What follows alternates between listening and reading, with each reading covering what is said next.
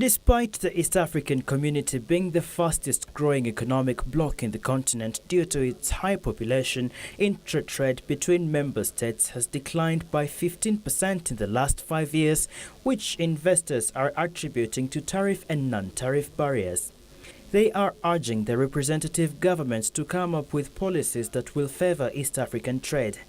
The East African Business Council wants member states to also incorporate ICT and automate their operations at border points to reduce delay in clearance of goods.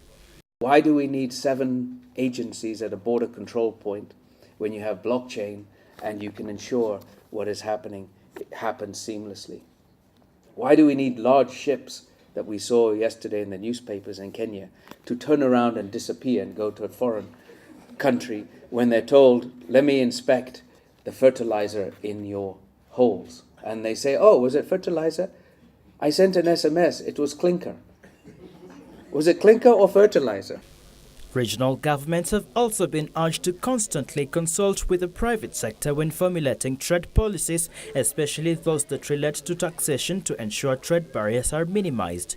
We are guided by the motto that we want the private sector to lead the economies, to have economies which are private sector led, but government guided.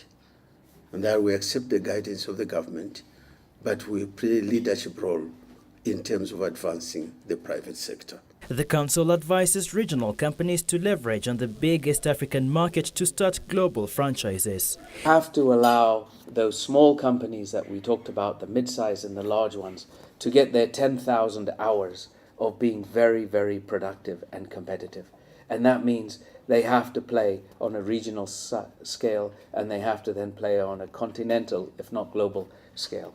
They called for more investments in the region's infrastructure to make the region more attractive for both local and foreign investments.